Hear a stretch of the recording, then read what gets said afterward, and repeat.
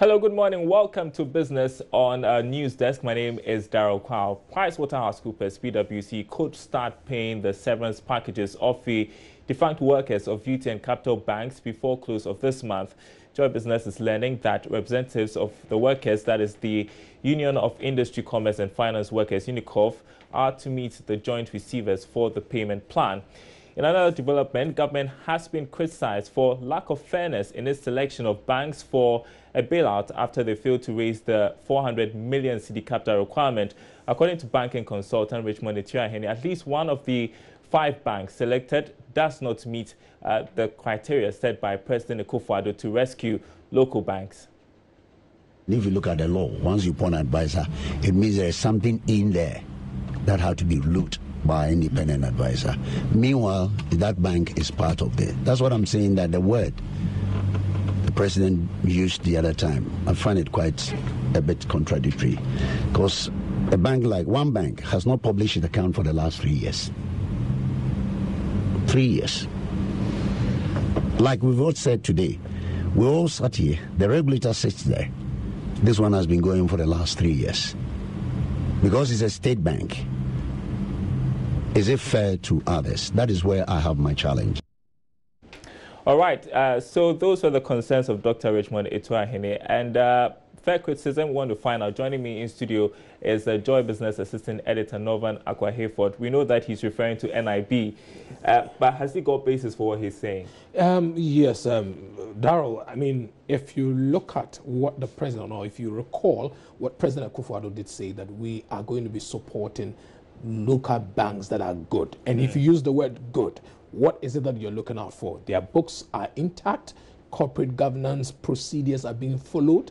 And if you say your books are intact, it means you are, reporting and publishing both audited and audited accounts, which are requirements of the Bank of Ghana and normal practice within the banking space, even for your shareholders themselves, for them to know how the bank is doing. So if you have a bank for 3 good years, they've not been able to publish their account, whether audited or unaudited, that is a big problem. But the Bank of Ghana has insisted that it's been fair throughout the whole process. What's the reason they appointed an advisor in the first place for NIB?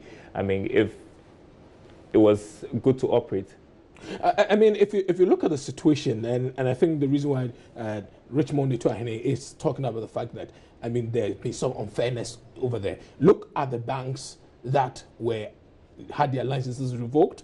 Look at the banks that probably have gone down over the period, and the sort of challenges that these banks have had. And then take the NIB situation. Yes, we must admit that NIB is solely a state-owned bank, about, I think, 90% or a little over 90% for the government of Ghana, and the BOG also holding some over 5% of that particular shares over there. Now, the case NIB made over the period, is the fact that the shareholders needed to recapitalize the bank. And if the shareholders had to do it, who are the shareholders? The Bank of Ghana and the government itself. So I am not surprised that, the governor at the time saying that, yes, we would support and recapitalize this bank, but then they appointed an advisor. So what happens after the 6 months? There are several scenarios that you can look at. That the advisor could advise that the bank should be merged with another bank, or the bank should be closed down, or possibly say, okay, we think that we've been able to turn around the books of this bank. We think that the management, it could be a change of management, anything that they could come up with. And we've seen advisors being appointed and what it has led to. Our only fear that this will not become a Unibank situation, or will not become another bank, some of the banks that got advisors appointed, and then at the end of the day, they had to be, they have their license revoked and liquidated. Well, we're just watching that space and see what will happen. Because if it happens that the bank has to go, would it be ADB taking it? Would it be UMB taking it? Who will take it? Or it will be added to the consolidated, bank? We don't know what will happen. We're just watching that space. All right. Thanks very much indeed, Norman Akwa-Hayford, bringing us up to speed on the latest developments in the banking sector. Now, the new owners of ECG Power Distribution Service have nominated Reverend William Hatton-Mensah as chief executive for the firm. Our sources say he is expected to take over from the current MD, engineer Samuel Boakye-Appiah, when the new owners formally take over the company from the 1st of February.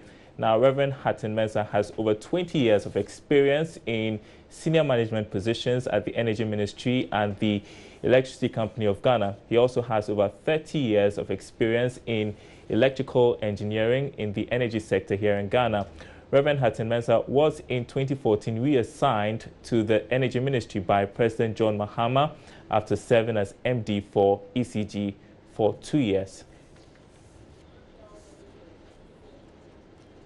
All right, and those are the latest stories from the world of business. Stay tuned. Sports is up next.